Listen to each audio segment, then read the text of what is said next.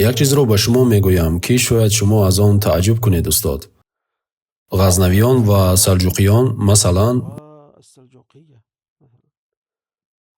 و دولت طولونی ها در مصر و اخشیدیان در شمال افریقا، همه این دولت ها بدون مبالغه همه از حسنات سامانیان هستند. چگونه؟ مثلا از غزنویان پدر محمود غزنوی سبکتگین از شاگردان الپتگین بود. الپتگین والی سامانیان در غزنه و در شمال افغانستان امروزه بود. طبیعی است. بله، گرچند آنها ترک تبار بودند و زبان مادری محمود سبکتگین و الپتگین ترکی بود. اما آنها در برابر گسترش اسلام در هند زبان فارسی را نیز پهن کردند. در مورد سلجوقیان حتی شیخ علی سلابی که لیبیایی است، خدا حفظش کند، قصه سلجوقیان را ذکر کرد و گفت که آنها برای سامانیان صادق ماندند، زیرا آنها به دست آنها مسلمان شدند. بزرگ سلجوقیان به دست سامانیان اسلام را پذیرفت.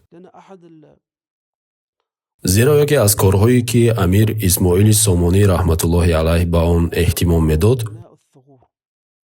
بینای استحکام‌های مرزی بود. حتی گفتند که او هزارها سکونتگاه حربی در مرزهای ترکان بادیه‌نشین ساخت تا بر مسلمانان حمله نکنند. ماشاءالله. بعد او فکر کرد که بجای آن که نشستن و از خود دفاع کردن، به سوی دشمن هجوم آوردن بهتر است. به همین منوال او هجوم کرد و در ضمن این غلبه ها ترکان به اسارت افتادند و به دست او مسلمان شدن گرفتند که از جمله آنها سلجوقیان نیز بودند. ملاحظه فرمایید و به برکت دولت سامانیان بنگرید که حاصلش تا کجا رسیده است. سلجوقیان از حسنات آنها بودند که در برابر حمله صلیبی مقابله و مقاومت می‌کردند. طولونی ها با فاطمیان در شام و دیگران می جنگیدند. اخشیدیان نیز همین طور. همه اینها دولت های سنی مذهب بودند و از امت اسلامی دفاع می کردند و همه‌شان از پروردگان سامانیان بودند. احمد ابن طولون غلامی بود که یکی از پادشاهان سامانی او را به خلیفه هدیه کرده بود و خلیفه او را به مصر فرستاد. بسیار جالب. کلمه اخشید را شما می دانید که عربی نیست. شما خود عرب زبان هستید و با زبان عربی خود درک می کنید که نه کلمه عربی است. نه، کلمه عربی نیست. اخشید این لقب حاکم سمرقند یا حاکم فرغانه بود. منصب است. بله. نام دولت اخشیدیه نشان می‌دهد که مردم شاید از خاندان اخشیدیان یا اخاشیده به مرکز خلافت آمدند و در خدمت خلیفه بودند و بعد یعنی منصب‌های در شمال افریقا گرفتند.